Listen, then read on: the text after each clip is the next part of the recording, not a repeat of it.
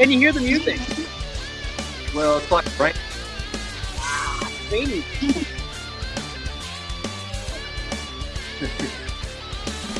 A lot of people can't hear it. Yeah, it sounds like buzz.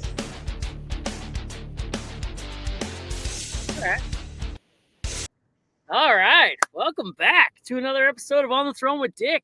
Shout out to Senjin Boychuk, man, who, it's becoming more and more increasingly that people can hear it than can hear it. And I didn't mess with anything. So, like, if anyone's, we're talking to you, Gord, I didn't fudge the numbers. I'm not like, hey, tell me you can't hear it, like none of that's happening. So, yeah, man. So, shout out to Senjin Boychuk.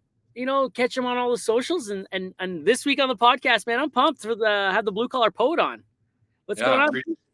Not much, man. Just got in on the Carpenters Union here in Kentucky, and yeah, I'm just moving on up, man. We're on a shutdown, so it's 6:10, and it's about an hour and 20-minute drive, but each way. Yeah. Well, yeah, one way, but the morning is the worst, but the evening's not too bad because then I can decompress. Yeah. listen, or like call my daughters or something like that. Nice, nice. Yeah, I hear that. I hear that, man. I was just up north here, like about 5-6 hours north here, working. I'm in Saskatchewan. I live in Alberta, but I'm working in Saskatchewan right now, and I was working up really far north, had no cell service or anything like that, and we were staying about an hour and a half drive away. So that was the closest place we could stay. So it was like that 3 hours. Yeah, and I get it, man. Like, and an hour of that drive, no cell service, right? So it was like, oh man, it was brutal, right? So we carpooled with our coworkers and shit. There was 2 people per truck, and we took turns driving. And I learned a lot about my coworker that I've worked with for 10 years that I didn't previously know about him. It's so funny. Like, so I started doing little TikToks like last summer, but I didn't understand TikTok. Like, I just thought you just post random videos and it's cool and people just start following you.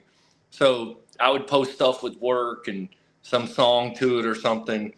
But back in March, I was like, man, I'm working on this book. Like, and I don't know if you've ever seen the girl, Carla.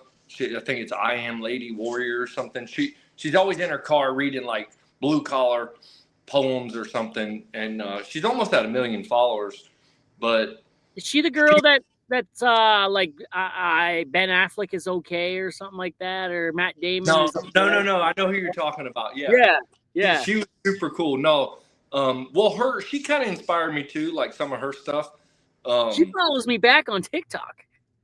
Yeah. So last I heard, I saw this video months ago, and she was like, TikTok owes me money, so I have to start a new account. Blah blah blah. Find me, and I just never, paid attention to what she said, and I haven't seen her since. But yeah, I was like, man, I'm like, how can I consistently make TikToks day after day? Because I started researching how to grow it. And I'm like, that's it, man. I'll come up with catchy poems about my experience and the good, the bad, and I'll just put out poems, man, and started that. But since March, when I talked to you first, I was working on a solar site for FPL down in Florida, like all over the state of Florida. We'd go out of town Monday through Friday.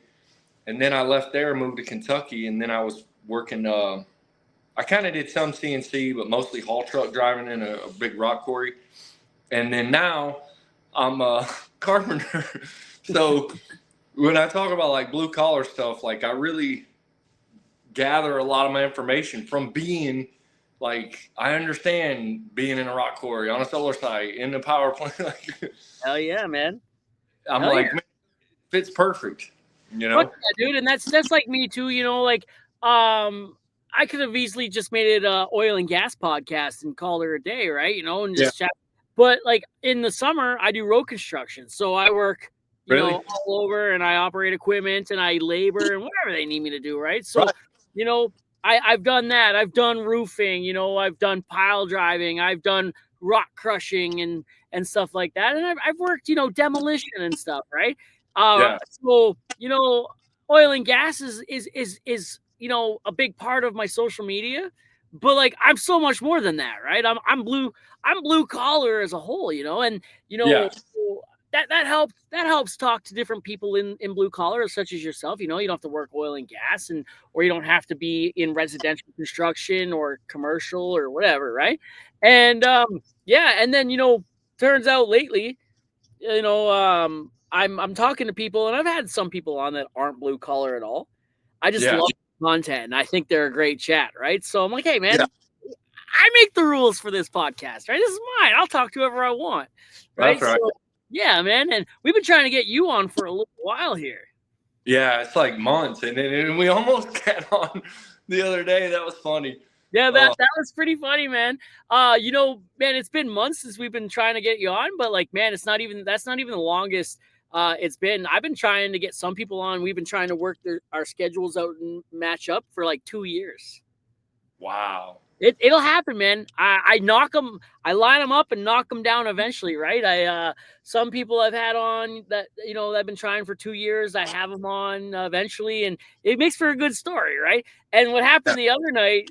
Man, I'm like, hey man, what time zone are you in? You're like Eastern. I'm like, okay. You're like, yeah, I'll be ready at 8:15. I'm like, okay, cool. So I got back. It's like 6. I'm like, all right. I rush through everything. I talked to my wife. I set it up. I go out to the back seat of the truck here, 6:15, and I'm like waiting. I'm like, fuck, did this guy fall asleep or what? Like, you're tired, and it's no big deal. It happens, man. That's the funny part about podcasting, man. It happens when it happens, right? But then, I had a backup plan, right? So then I have a backup plan, and the backup plan came on, and then all of a sudden you came in, right? You're like, hey, I'm here. I'm like, oh shit, like an hour late, but all right, what's up? And then we got to talking after, and you're on like Central Standard Time, not Eastern. Yeah. So like, it was like, oh man, I had like an hour and a half to play with. It really, right? But whatever, man, we're here now. It doesn't matter. And it actually, we came up with a funny story. It was a funny story that happened out of it, right? So yeah, no, it was pretty funny because on my end, I was like, well, dang, man, I was right on time. Like, and then, like, I don't know, man, just past 4 or 5 days, just getting to work, just my mind on a bunch of stuff. Yeah. I'm still used to Florida, Eastern time. So when I was typing it out, I'm like, yeah, Eastern. And then when you said something the next day, or I said, and I'm looking, I'm like, wait a second. I'm like, oh, dude, it was your fault. I'm like, man, dang. I thought you were mad. I'm no. And then like I'm sitting there and I'm like, the next morning I'm thinking about it. I'm like, man, that was a really weird interaction. We were both, right? And then I text you and I'm like, man, what's your time zone? And you're like, oh, I'm an hour ahead of you. You told me what time it was, and then I'm like, he's only an hour ahead. I'm like, man, that's not Eastern. Am I retarded? Am I retarded? Right? And then I look because right where I am right now, they don't do time change, right? And where I live, the next province over, they do time change. So I'm sitting there. I'm sitting there. I'm like, man, did I fuck this up? Is it time change already? And then I asked my wife. She's like, no, that doesn't happen for like a few more weeks. I'm like, shit. Yeah. So then I text you, and I'm like, dude, yeah, you're only an hour ahead of me, and that's where the mix-up was. Yeah, it's funny. Leave it to two blue-collar guys to try to coordinate a schedule. Can't read, can't spell, can't tell time. Yeah, I mean that was totally. But it was funny because I felt bad, really. I felt bad, and I was like, and just confused, to myself. I'm like, well, he said 8:15, and come on. Whenever I get ready, I'm like, it was 8:15. I'm like, well, whatever. I'm like, and then I got to thinking, I'm like, well, dang, man, I just totally popped in.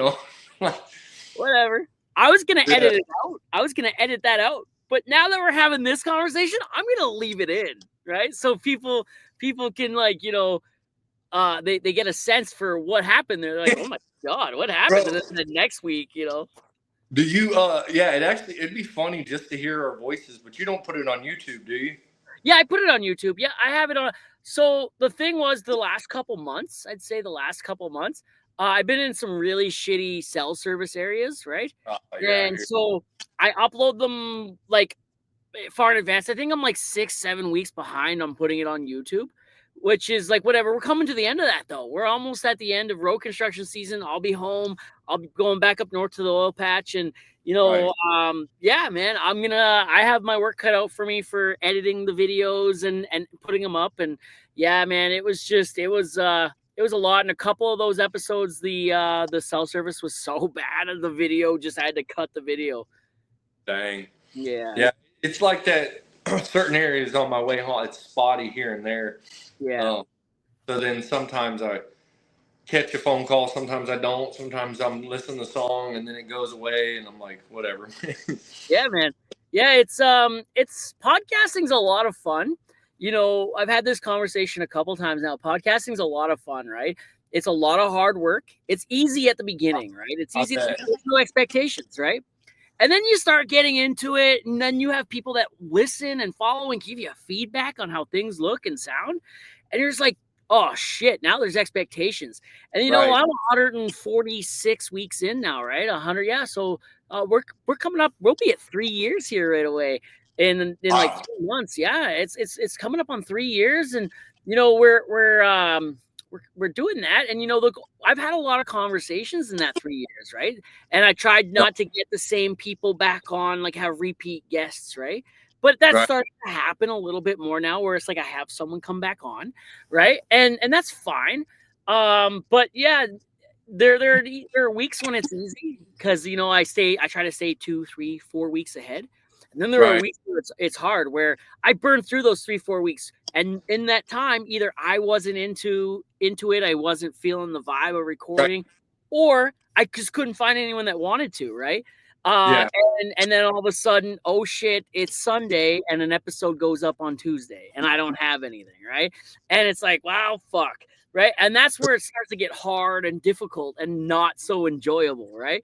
But what comes out of that is that creative mind, that those creative juices just start flowing. You get in that vibe, and then you're like, all right, someone that I haven't had on, or someone that I have had on, I gotta ask last second, and they'll be down, right? And boom, we go. Or I did my very first solo episode ever, like about a month ago. Right? Oh, that's cool. Yeah, it turned out all right. So I got to do more solo episodes, I think. But whatever, we're not there yet. Yeah, that's cool, man. I gotta find your YouTube. I think I've got you followed on podcast. I'll have to double check, man. But I got you on that. I'm trying to break in to that world. But honestly, man, like when I zoned into like, man, I'm gonna really push hard for TikTok. Like, I'm like, even some of my friends and family, like me and my sister, we would share, because she only has Facebook. And we would share memes all the time. I have 2 older sisters and 1 younger, and they're all crazy goofs, and but we'd share like memes almost every day. And then when I started a TikTok, I started getting back to her a couple days later, and then I quit sending them. And then she quit, and then every once in a while, I'll go in there and I'll look, and I'm like, dang, she sent me that 2 days ago. Yeah. I'm like, I'm hardly even looking on there. Like I haven't checked lately, but I would check my screen time on TikTok, and I've been averaging like 30 something hours a week. Whew. Now some of that, don't get me wrong, some of that's at work. Yeah.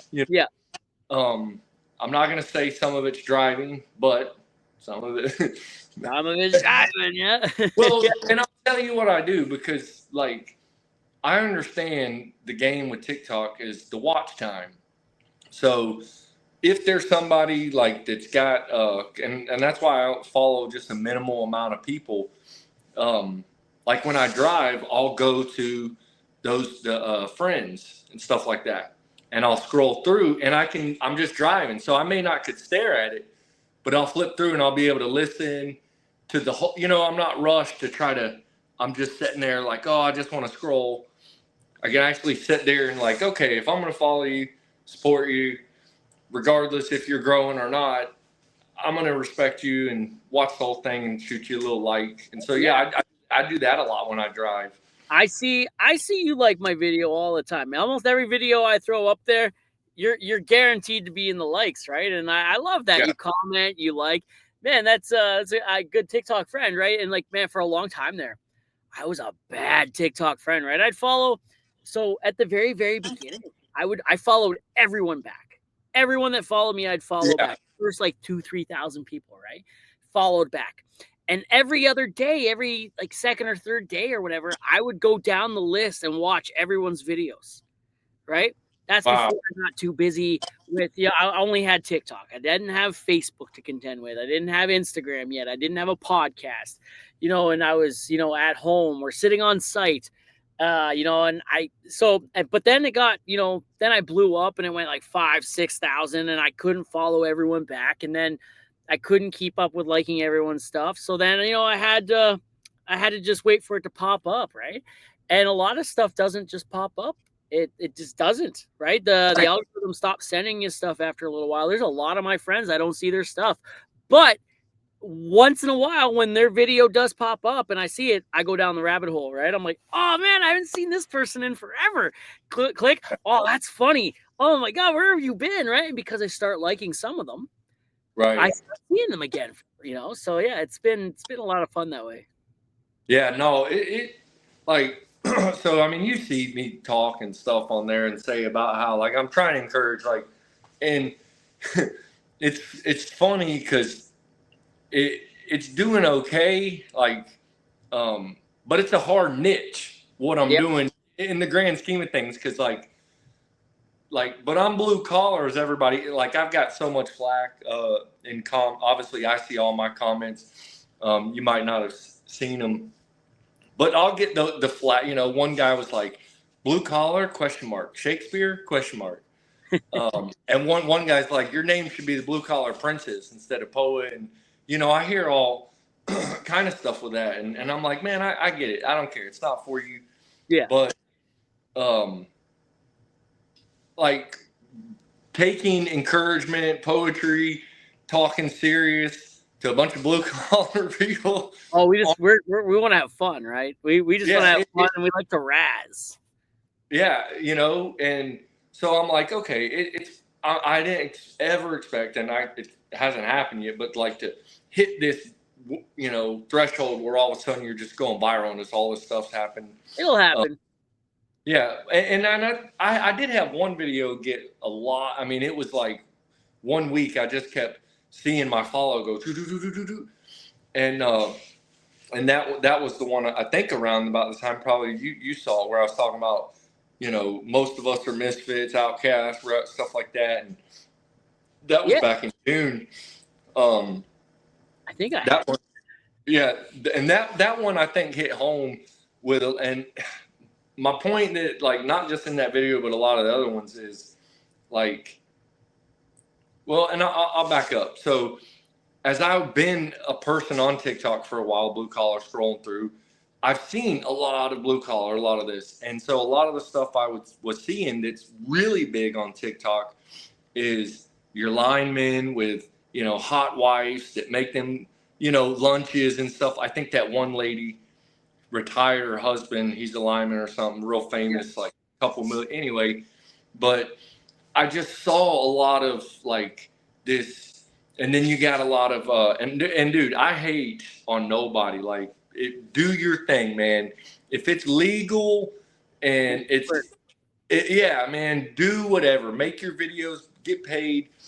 But I'm like, man, nobody's really, they're talking about they want a blue collar man and this and that, or blue collar such and such. I'm like, bro, what about the side of blue collar that these men, and not just me, like, but all types of men that I've worked. I mean, I had I've had so many close friends like battle addiction and battle this and come from all this like crazy lifestyle, but they're amazing men.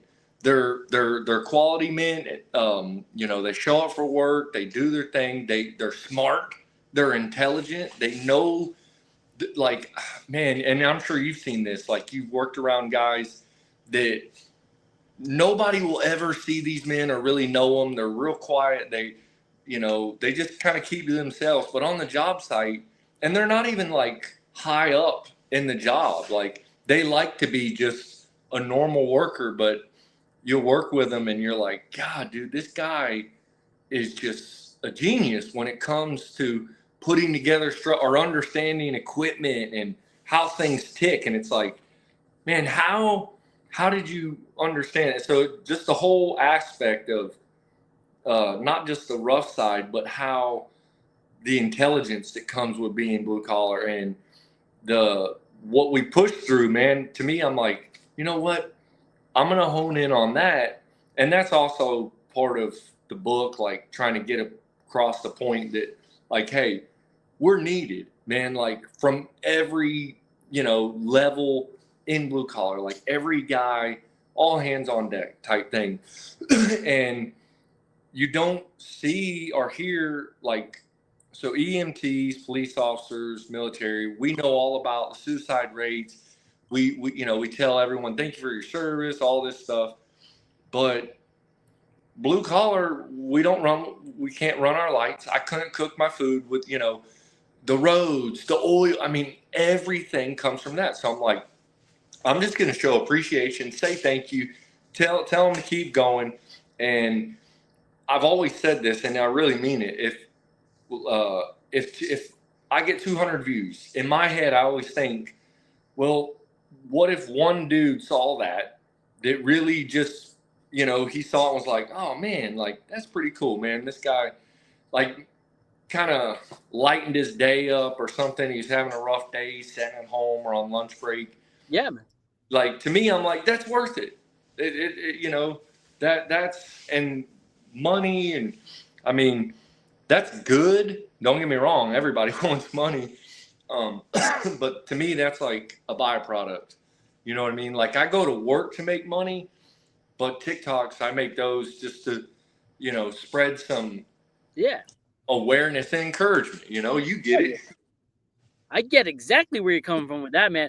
And yeah, dude, like, I love that. I love that, man. Like, everyone, thank you for your service to the military. But like, man, like, hell yeah, respect the military, respect the police officers. Right. But yeah, man, like, blue collars look down on, right? Like, and maybe not so much anymore. I've said this a bunch. Blue collar's having a renaissance period, right? Where it's cool to be blue collar right now, right? Yeah. Everybody wants to be a part of that, right? But what about the guys that have always been here, right? What about the guys that have always, taken that blunt instrument to the head, Yeah, or missing a finger, or they're like me. Like, I don't know if it's carpal tunnel. That's from jerking off too much, bud. Well, I'm a lefty. So, okay. All right. So I know it's not from that. And it's in my right. Dude, oh man, sometimes randomly throughout the day, it's just this worst pain. But you can't, like, what am I gonna do? Go get surgery on my wrist at 38? Like yeah. You're 38? Yeah. I'm gonna be 37 here right away. Really? Yeah, that's man. Cool. What, this month or next month or February? Dude, don't say the 16th. No, mine's the 4th. My wife is the 28th. Mine's the 16th. Hey, Valentine's Day. Yeah, 2 days after. And my daughter was born on leap year, so hers is 29th. What were your parents doing in the spring of 88? Yeah, right? Or 86. 86. Whatever. Yeah, I guess it would have been the spring, man. My mom and dad, that's a whole nother story. Here, I got something to show you. This is a new feature to this program, and I'm pumped. Here's 56 out of 100,000 blue-collar men commit suicide every year versus 32 out of every 100,000 men in the general population. Blue-collar may be trending. It may get a lot of hype, Y'all may want you a blue collar man, but here's the facts. Most of us are misfits. We're outcasts. We're rebels. We're felons. We didn't graduate. We come from broken homes. Our dad left at a young age. We didn't have nobody to look up to. If you were lucky, you had a pawpaw or an uncle who knew how to do stuff. Or you had a guy down the street that drank beer all the time, that worked on cars and lawnmowers, and you went and gave him a hand. If you're like me, your AC would break or something would happen to your porch. Your mama didn't have no money, so she'd pay somebody local to come do it for a case of beer, and you gave them a hand because you had to. We didn't have people we called to come fix stuff. We didn't just call up the AC guy and just drop $100. Okay? Blue collar ain't all what it's cracked up to be. It's hard. It's the small town factories that worry about layoffs. It's the guys who get laid off every year, temporarily layoffs. It's the ones who worry whether or not they're going to make it home. It is not as glorified as y'all think it is. Or even if I'm making it glorified, forgive me. It's the real deal. It's hard. It's a struggle. But you either got it or you don't. So y'all just keep going, keep hustling. And just remember, thank a blue collar worker for their service. Because more than likely, they're struggling with stuff, but they know how to hide it. Because all the work we do is struggle. And we go through it anyway. And y'all don't ever know. Because we're good at it. So I love y'all. Keep going. Fuck, man. I love that. That's funny that you brought that up, man. Like the military and stuff like that. I found that was one of my favorite videos you made. And like the new program here, the updates allows me to like show clips and like clips that I like and stuff like that, right? And that was the one I picked, man. And like, yeah, man. By the way, man, if your dad wasn't around to help you fix the lights or whatever, Mama had to work for that, you know. Like I would have been kissing Mama on the lips after that day, you know. Like, yeah. Yeah, man. Oh, man, you're taking me down memory lane with that video. Yeah. Which is cool.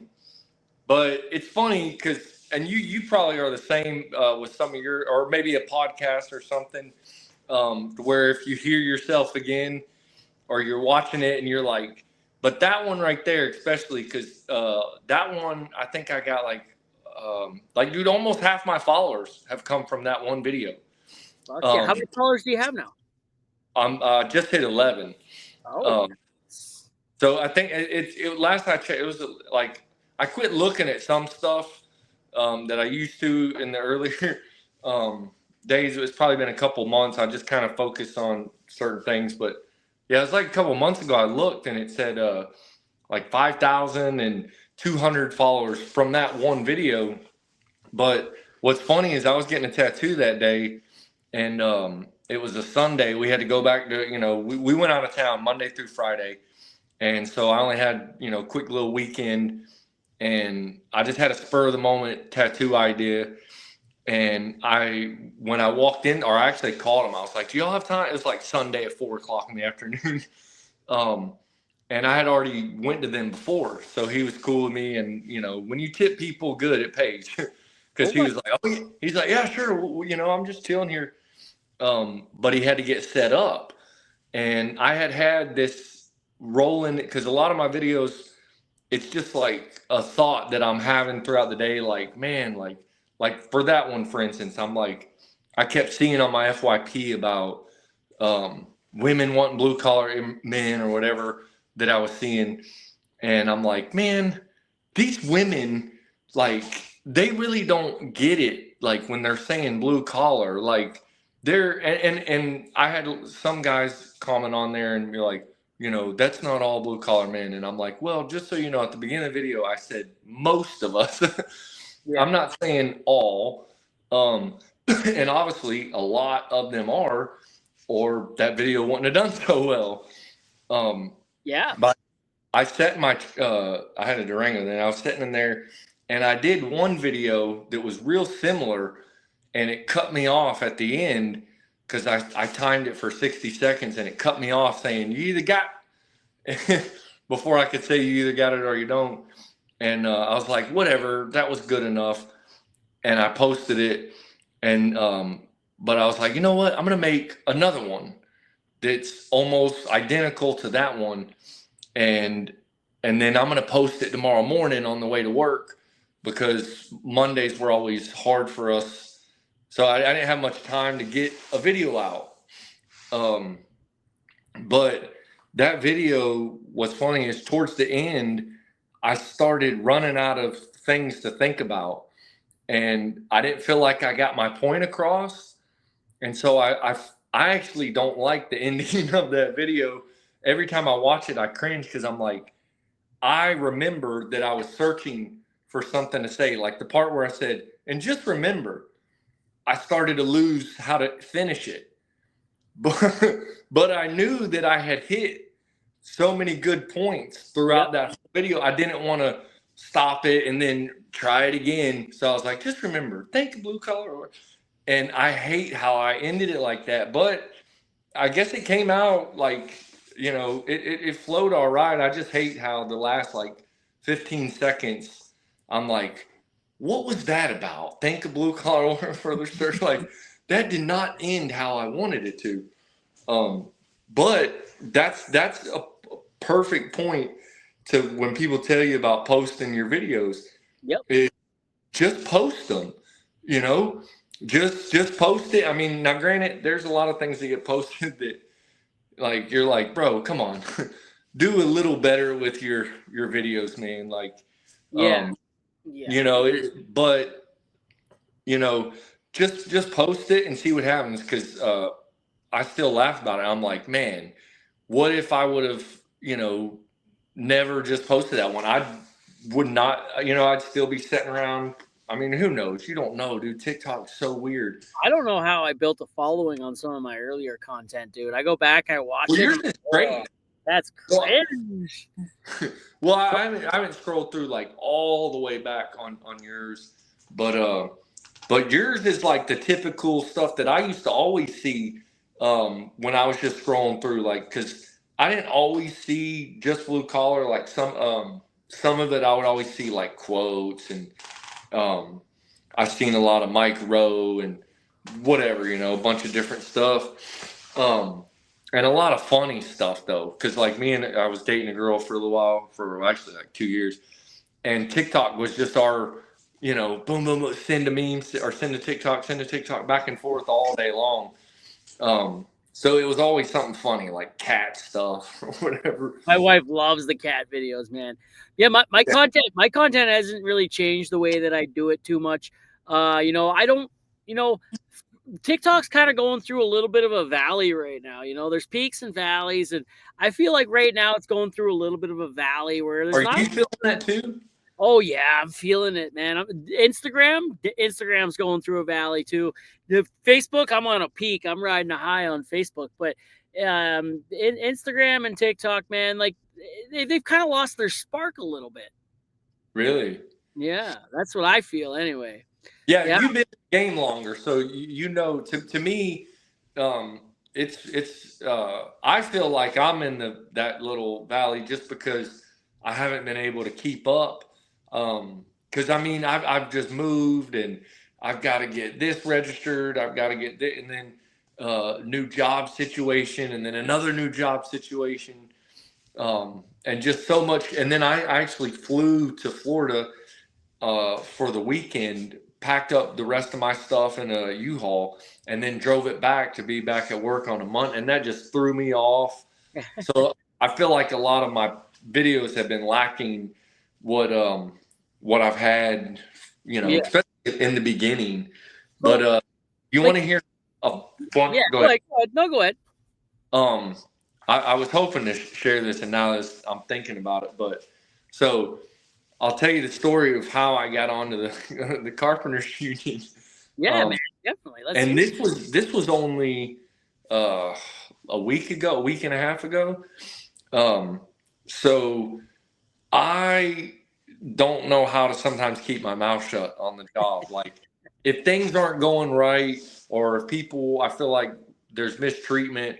And I was working for a guy that did contract. We were contractors at these quarries. So we were just little peons. But I've operated quick. I've done a lot of things And so the other guys didn't, and there's just a lot of flack between the dozer and the loader operators with our guys. And finally, I started speaking up and I said something to the lead.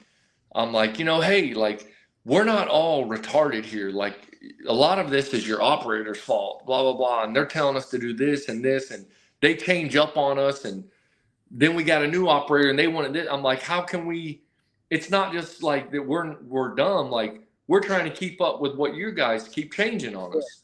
And I'm like, I feel like y'all change it on us on purpose just to be, assholes. And then I brought up that they were violating MSHA laws, which is basically OSHA, but for the mines. And he didn't like that. So they seen me doing a live one day at lunch. We were on night shift. And so they knew I had TikTok. Well, they started going through my TikToks and then called my boss and was like, hey, we don't want any of this. And so I thought I deleted all of them. I was like, okay, I get it. And a couple of them I was driving while I was filming. So I deleted all those. Well, our HR lady, I even talked with her. I had one funny video because, I honestly wish I could just do a second page and just do funny stuff like yours. So one day we were on break and I was parked next to him and I filmed him and I was like, wake your ass up. And so I forgot all about that one. Well, no, our HR lady was like, oh yeah, that's fine because y'all are parked and you're on break.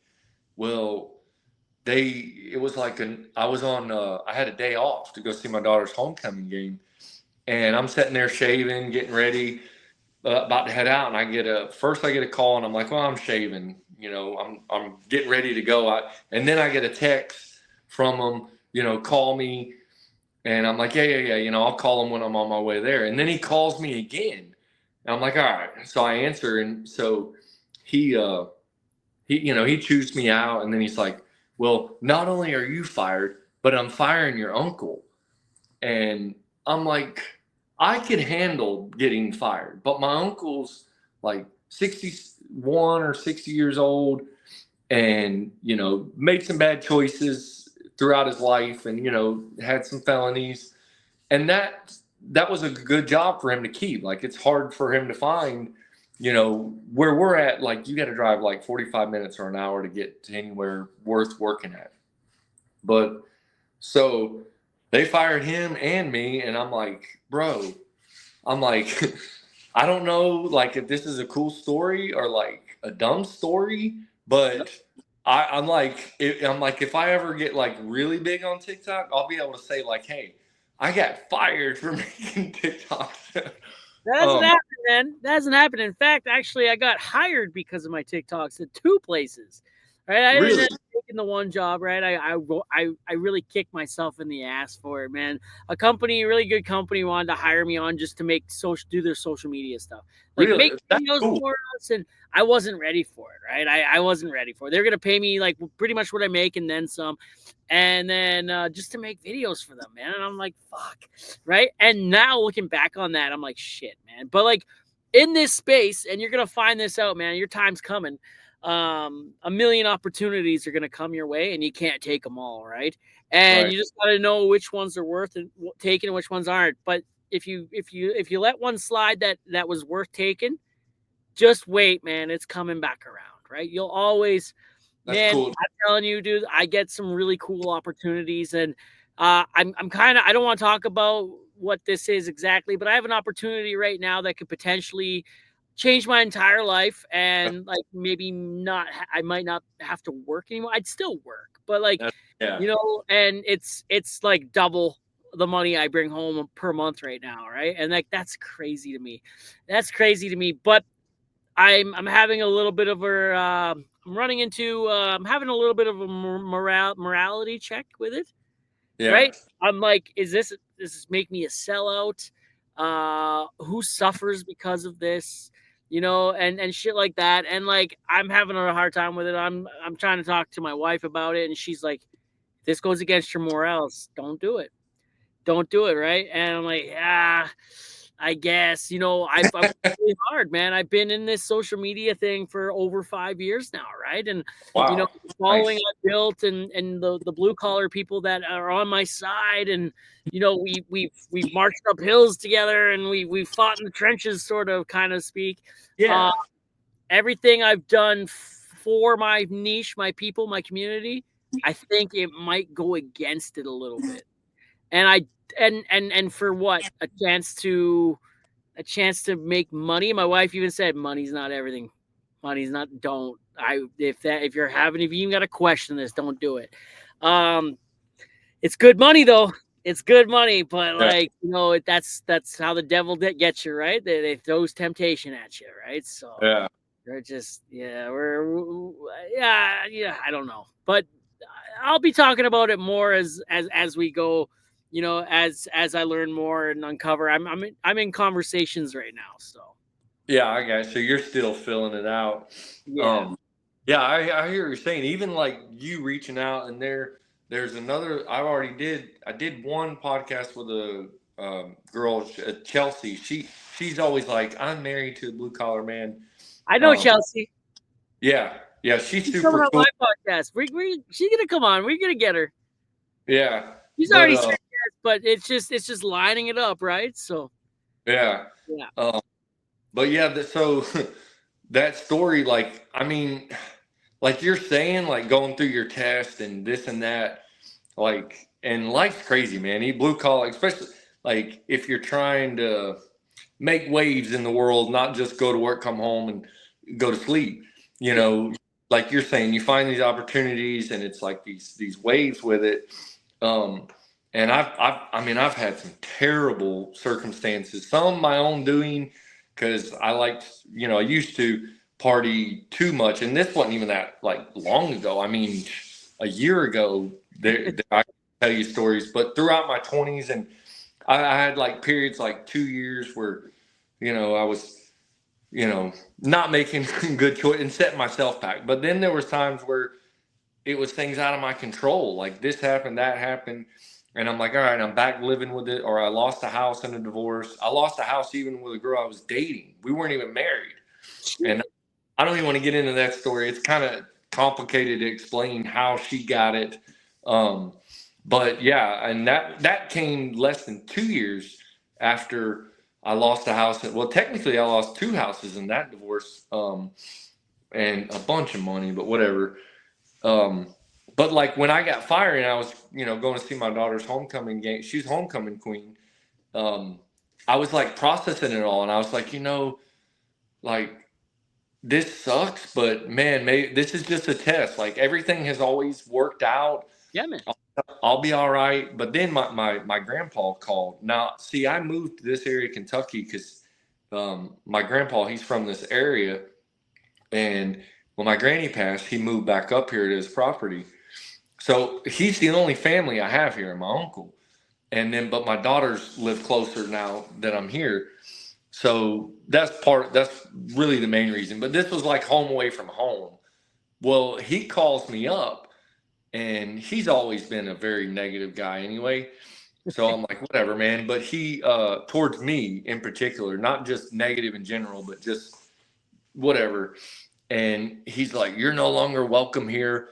Come get your, stuff. And I'm like, all I got is a deer blind in the woods in my archery target out back. Like, just keep it, bro, or throw it away. I don't care. So I was processing that. I was like, damn, man, like now I'm up here in this town. I don't know nobody. Like he was the only family. But I was like, you know what? No, man, things are going to work out. So Monday I'm driving home. And I'm in the reserve, Army Reserve currently. So I do that once a month. Well, the career guy calls me, and he was needing some information about the job I had so he could get credit. And I was like, well, actually, I don't have that job no more. And then we talked about my experience, and he's like, well, call the local 357 in Paducah. They're hiring right now. I called them up, and she's like, yeah, just fill out an application. I went there instead of home, filled out the application. Next day, the dude calls me for an interview for the following day. Had an interview that day. By like 6 o'clock that night, he's like, hey, I got a job for you to start for tomorrow. you ready to go? I'm like, yep. So I look at it like this, like all those people at the quarry, plus the HR lady, because I even seen she viewed my story today. So I'm like, she's still lurking. It's like, why do you care about me? I don't even work there no more. But it brought exposure to my TikTok with all those people. Yeah. And it allowed me to leave that job, because you know how it is sometimes when you're at a job that's not the best, you want another job, but you're wore out from working, and then the next day, and then you just kind of, you fall in this rut of just 7 years, man. Did it for 7 years. Yeah, so I'm like, well, they helped push me to motivate me to go look for a better job.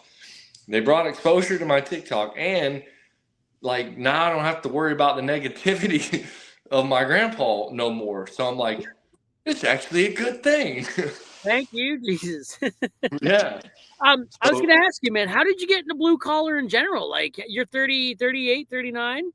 Yeah, 30, 39. Where did that start? Where did the idea, like, you know what? Like, I'm done school. It's time to go, like, fucking operate equipment or hammer nails or some shit. When did you get it start? I'll kind of keep that as short as possible, because so throughout my teens, I did odd stuff. Like I started working at a plant nursery for my grandparents. They had a nursery. So I worked my first 40-hour week I think I was 13 that summer. I think I turned 13 in February. And then that summer, and we were making $5 an hour cash. So it was $200 for 1 week. But back then at 13 years old, so what, that was 2000, $200, man. Like gas was $1 a gallon. Things were cheap. I could go to I don't know if they have Ross or JC Penney's up there. JC Penney, yeah, I think we do. But Ross is anyway. So I did that. So I always worked, and I saw my two uncles and my grandpa work. He was an industrial mechanic. So I don't know, like hard work, even at a young age, like it made me feel good to like get it done. Like, cause you're pushing yourself to out in the heat. And we would build hoop barns, like as a nursery. So we'd have to take Visqueen and run it across, the pipes, and then, hammer. And I'm 13, 14 out there on ladders, pulling Visqueen with my cousin or my other workers. And I don't know, I was just intrigued by people that pushed through and worked a hard day and got things done. I just always looked up and respected the guys, like, again, my uncle, well, both my uncles and my pawpaw. Like, you just looked at those men and you're like, man, like they just get stuff done. Like they can grab this tool or that tool and they know what to do. But I also partied a lot and got in a lot of trouble as a teenager. I started pretty young. And then I had to drop out and I got my GED. I say I had to. I don't even want to explain that story, but I spent 3 years. You went to prison. No. No? Oh, shit. Well, I'll just say it, man. Like, cause I don't care. It's just, I'm trying not to, I tend to chase rabbits and explain too much of a story. So I spent 3 years in high school, and I was about to turn 18, that February, and I had like 3 credits. Like, I didn't do nothing all of high school. They just somehow just let me stay there for 3 years. And when I went to the guidance counselor, I'm like, hey, I actually am awake now and I want to like graduate. And she's like, I don't think you're going to be. And so I was like, and she told me, she's like, honestly, she's like, there's a school for this county that will pay you to get your GED, and they teach job skills. And I was like, okay, cool. She's like, I would go get your GED. And so that's what I did. And then right after that, I knew I needed some kind of skill, some kind of trade.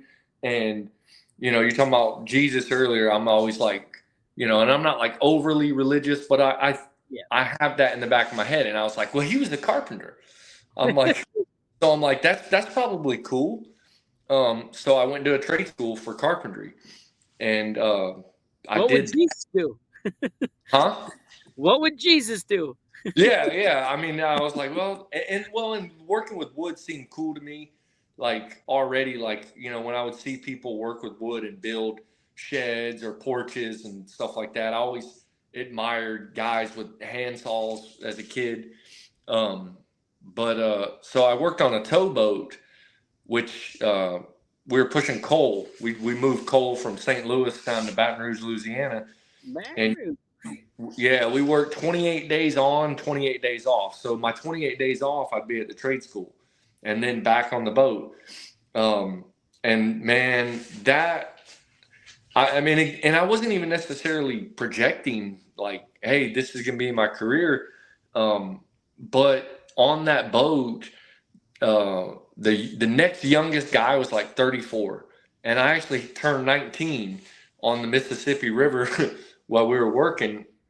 And so those guys really had that old school towboat, which I've never worked on any construction that's as unique as working on a towboat. Like that's like a whole nother world of blue collar, because you're living with these guys a month at a time, on just a little boat. You know, it's not very big, and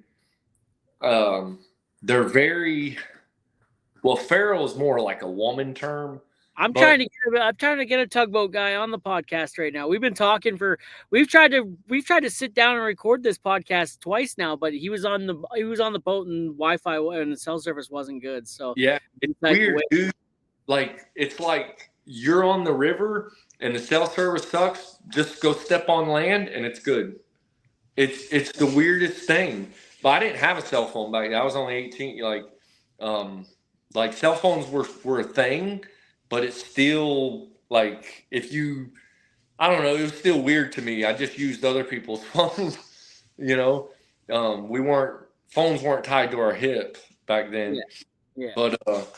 But yeah, no, I left there and I actually went to a Bible college because I was like, well, first I went and worked for my friend's dad at SeaWorld. He was a contractor there at SeaWorld in Orlando.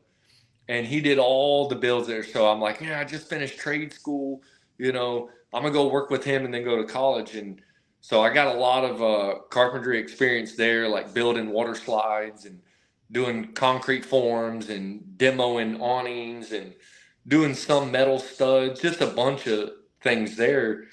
And but during college, I got my girlfriend pregnant.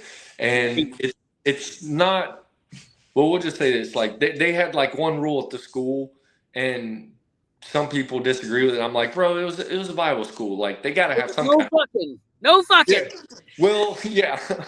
And there was no way to hide it. She got pregnant. Hey, it's an immaculate conception, bro. What can I say? Praise right. Jesus. Hallelujah.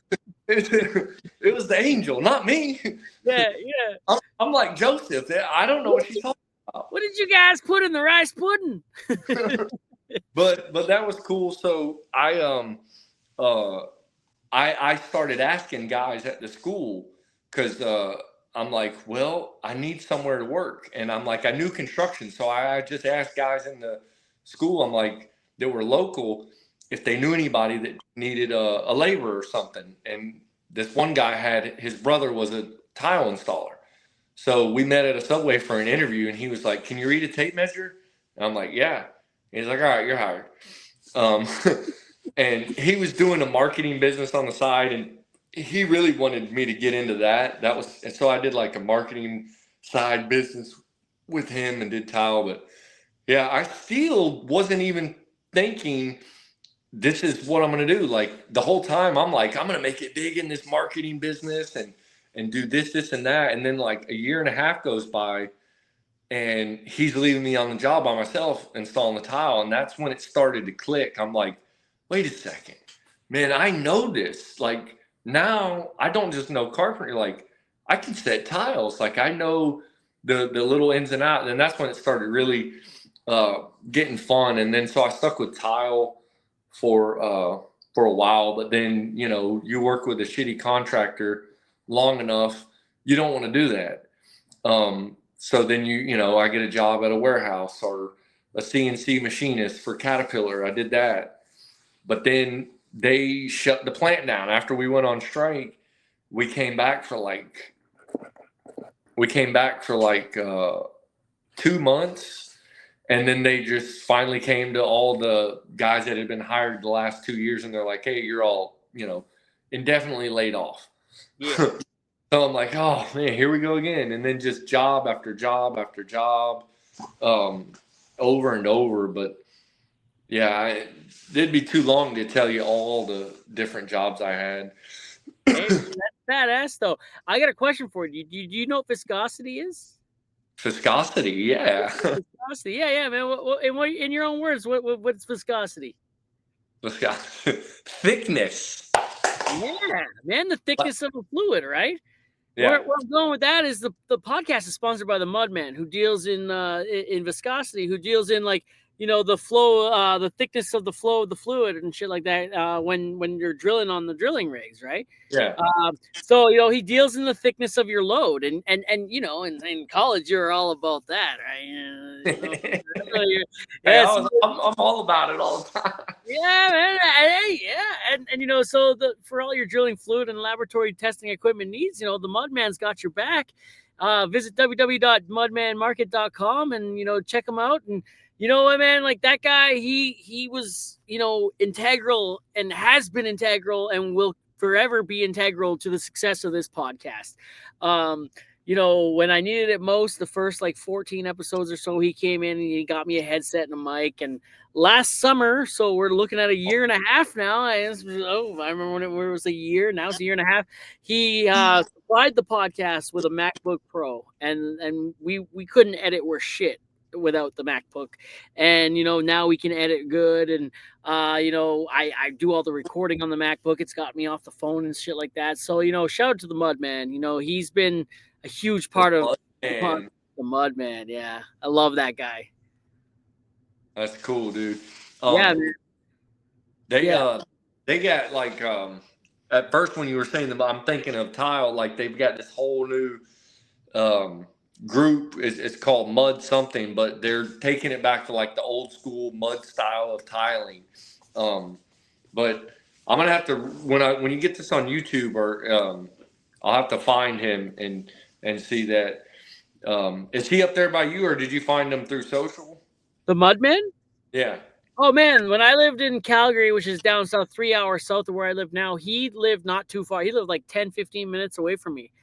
And he followed me. Him and I, our relationship predates the podcast, right? He was following me on the socials, and we chatted a little bit here and there. And then when I started this podcast, he was listening, and he's like, "Hey man, I want to help you out," and so you never know who's listening, basically, and who's watching, which is the moral of the story, right?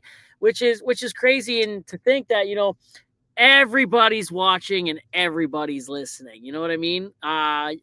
There's another guy who sponsors the podcast, and his name is Tracy Chabot, right? And he's an oil field consultant. And the last time I was in this town this summer, actually, I'm in Unity, Saskatchewan right now. I couldn't record a podcast for shit. I couldn't. The cell service is bad. The Wi-Fi is worse, right? Yeah. And I was up north, and I couldn't do anything. And he's like, "Hey man, what do you need?" And then he sponsored the show with a Starlink, right? So now I got Starlink. The Starlink's on the roof of the truck right now. And here I am recording in a town with shitty cell service and even worse Wi-Fi. And can you hear me and see me good? Perfect. You've had insane, man. You had 2 glitches this whole time. That's it. Yeah, man. That's what I'm saying. You never know who's watching, dude. And the guy who wanted me to come and run socials for his company, owner of a fucking multi-million-dollar company, was like, "Hey, man, I like your content. Come work for me." That's crazy to me, man. You know what I mean? And you know why that is, though. I don't know if you've noticed this or not, but blue collar has a problem with marketing. It's shitty marketing, and oil and gas. terrible marketing, right? So, you know, what we're doing is we're shining a light on our industries. We're shining a light on our trades, and, you know, and people are loving it. Yeah. Yeah, I feel that so much. Have you heard of that brand, the blue collar marketing, specifically that name? Yeah. Yeah, I've seen them. They and I like their work. And you know, I know we're coming on to an hour, man, and I'll let you go here. Oh, good, man. We can talk for a while. Well, I'll probably cap off here. I can feel my eyes starting to get and then call my daughters, tell them good night.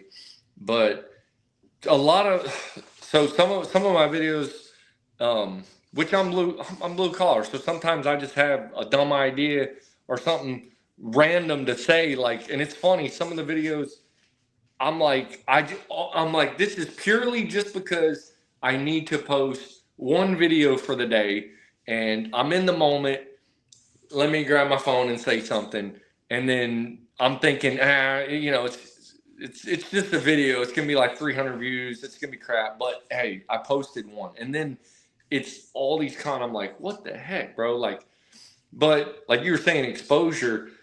I'm starting to try to transition how I say things and what I say for exactly what you're saying. Is like to bring exposure to, you know, the trades in general, like everything, like to kind of also almost like a rebranding, like to change the image of how people view blue collar in their teens. Like right now, like coming up, like you don't get a lot of people saying, you know, in their teens, like my daughter's 17. So, and I've talked with a few of her friends and people and some of my nieces and nephews, and they just don't have that.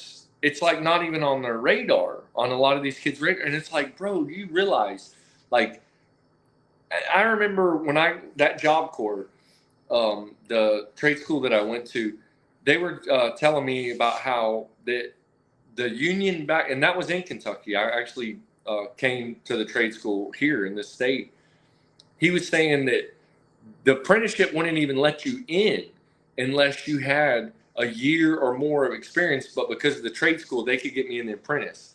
So even just to get in, and nowadays, like they're hiring almost 200, or they're projecting to want to hire another 200 more just carpenters for one local in one town in the next year. And you can walk in with barely any, like there was a kid, the journeyman I was talking with, that I've been working alongside of the past couple of days. We just been chatting about, you know, stuff. I try not to tell guys like, yeah, man, I know how to do all this. I try to act very, you know, humble, because I've learned my lesson of trying to sound a little too, because then people just don't like that, you know, and then you don't make friends. So I'd rather let's just work together. And if you think I'm dumb the first couple of days because I'm figuring it out, whatever, I'll catch on and we'll be good to go. And you know, but that's better than me telling you, yeah, I know how to do this. Yeah. But he was telling me how this kid they got that's in the apprentice of the union, they didn't know what a level was. Did not know what a level was. And I'm like, bro, I had a year's worth of tile experience, a labor, all this and that, did construction work and finished a trade school. And I remember there was a time like I was applying at all these contractors and they were like, well, what's your skills? And I'm like, well, you know, I'm a tile helper. I know how to mix grout and thin set. I can grout. I don't know how to cut. And they're like, yeah, no, we're not hiring any laborers. Like, and now you don't even need to know what a level is.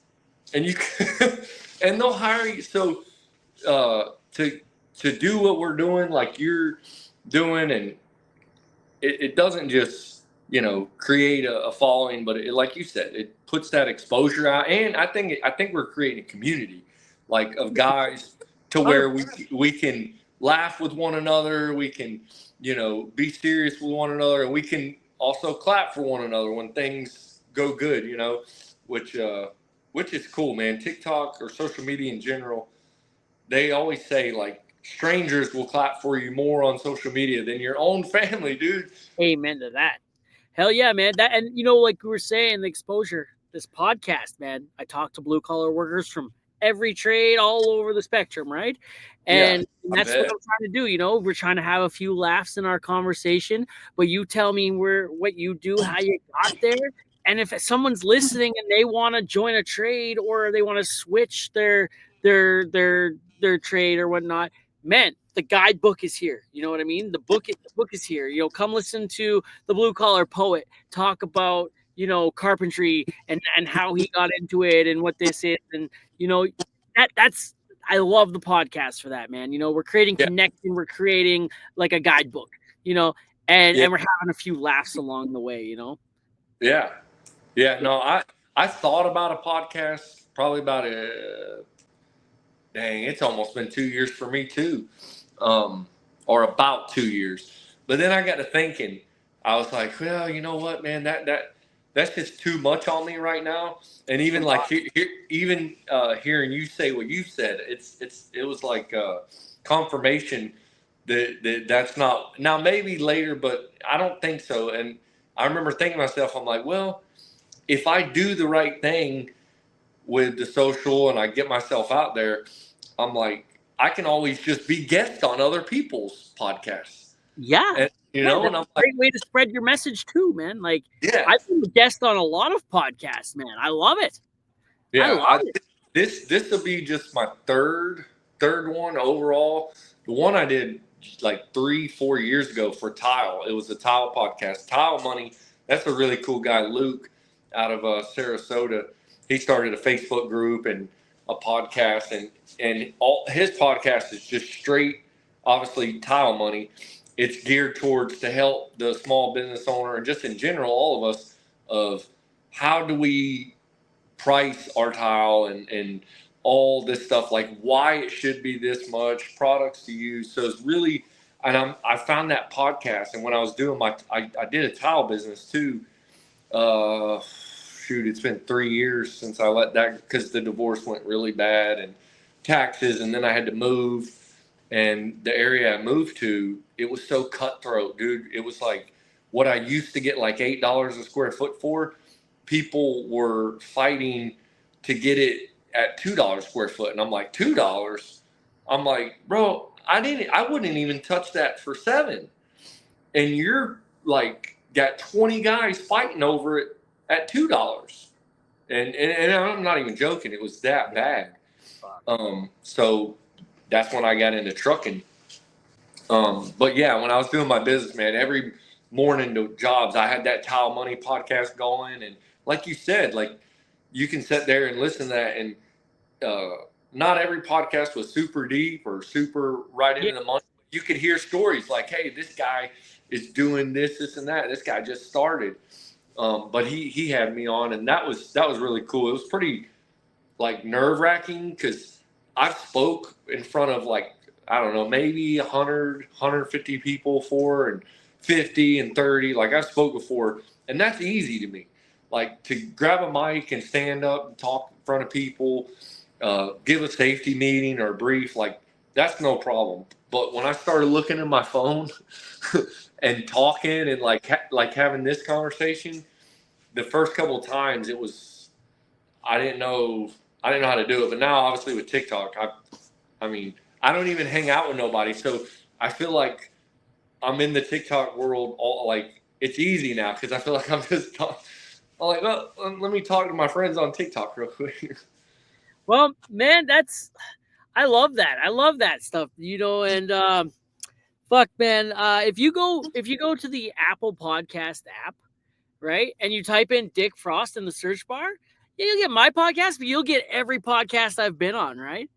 And like, yeah, man, I didn't know that until like a month ago, right? I've been on Gord's podcast, the Second Act podcast, twice. I've been on the Better Call Daddy show because she's been on mine.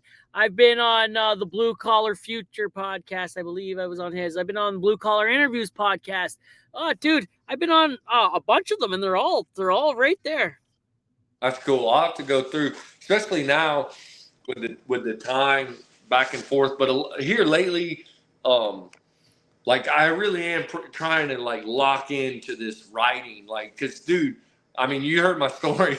I spent 3 years in high school. Now, I'm not a dummy. I mean, I took IQ 10, like, you know what I mean? I'm one of those non-book smart, but I picked up on stuff. Yeah. Anyway, I'm still not, like, I critique myself. It's harder than people think for me to write the poems that I do, and then to actually read it, and then to like how I sound, how I'm saying it, and then to actually hit post. Yep.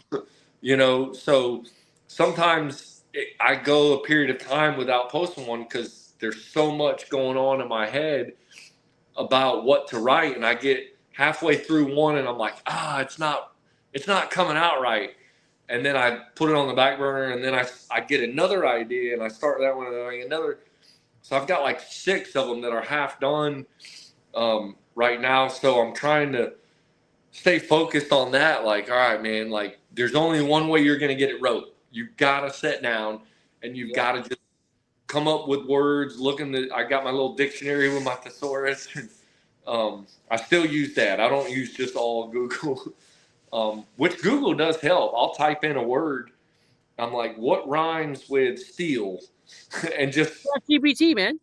Yeah, I use that sometimes for punctuation. For just because it'll ask me. It's like, what would you like to do with this? And I'm like, punctuate it.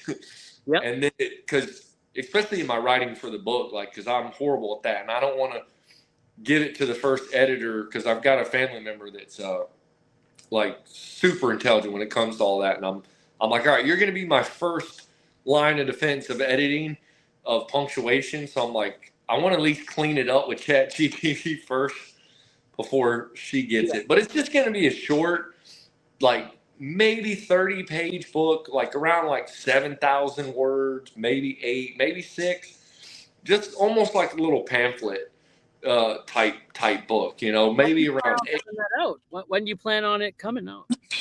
Man. What do you want to call this thing?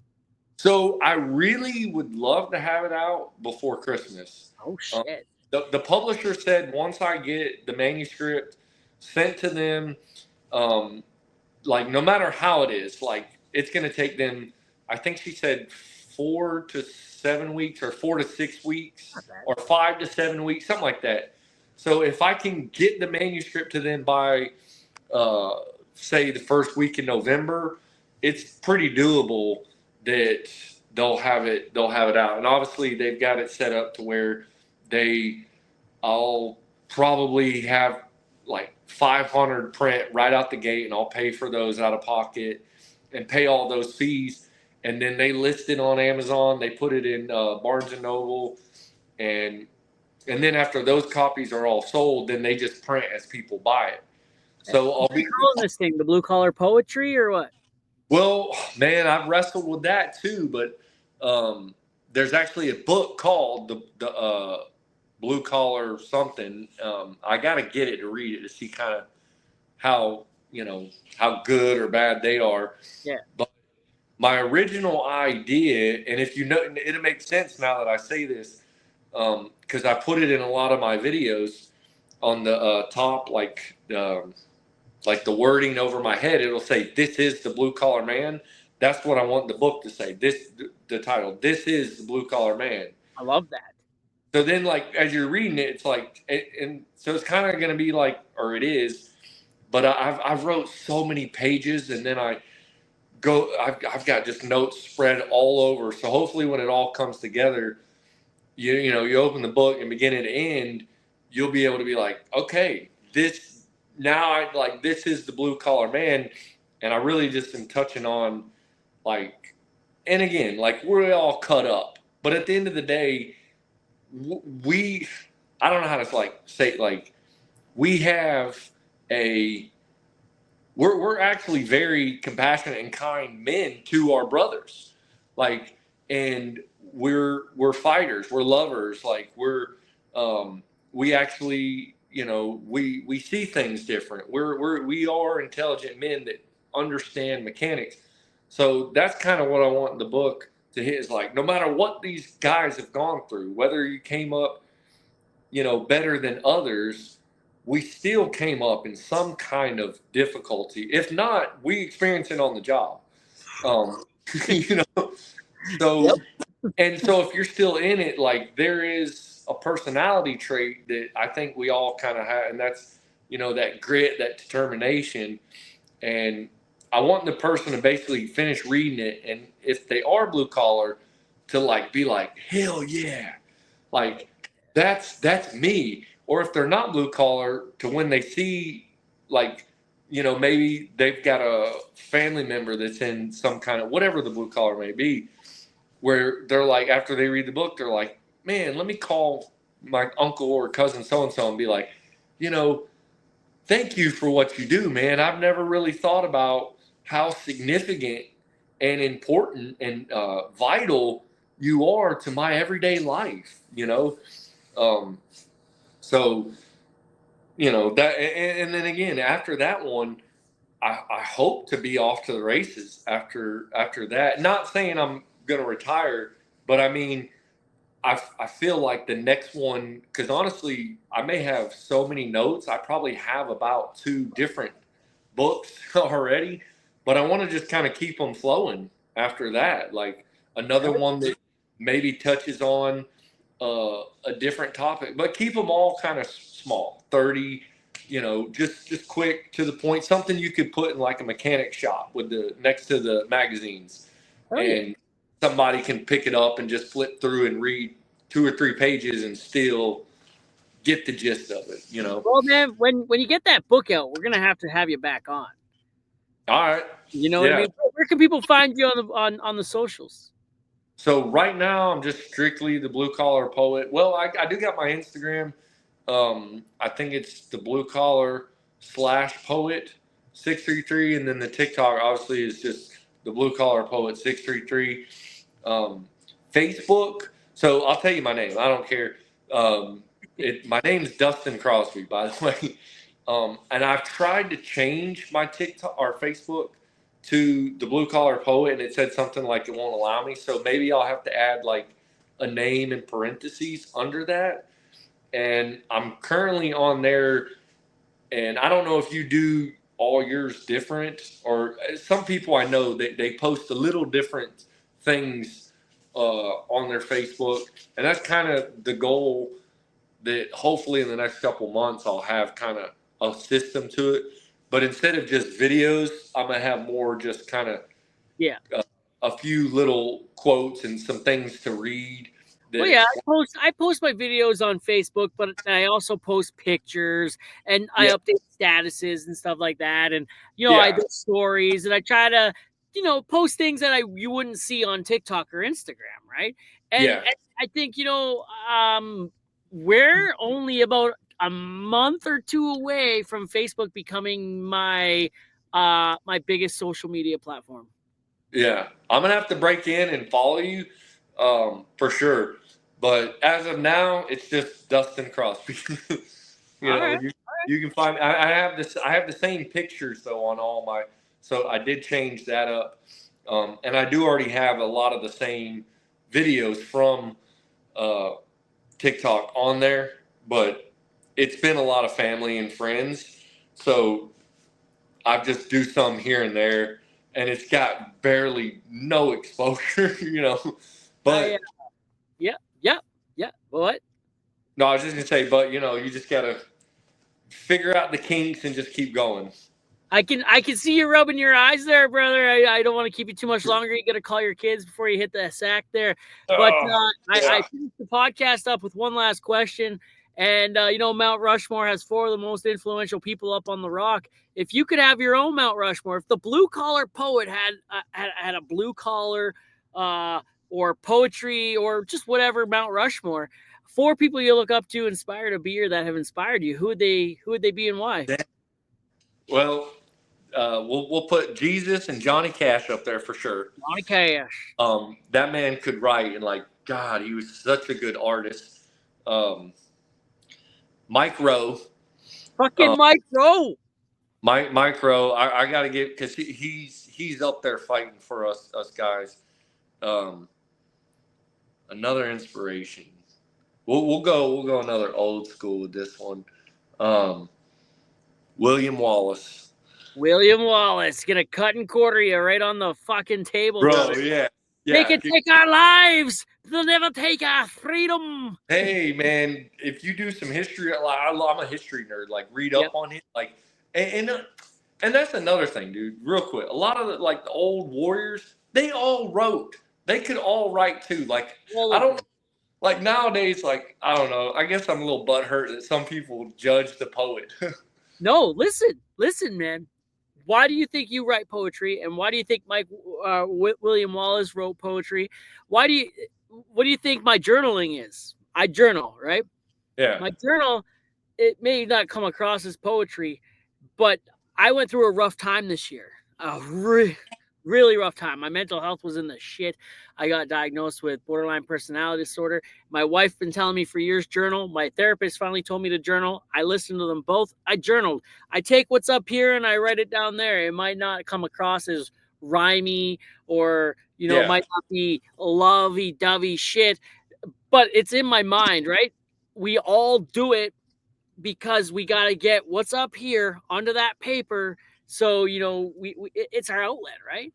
And man, it's not often you get to talk to the art, right? Yeah. And here I am talking to the art.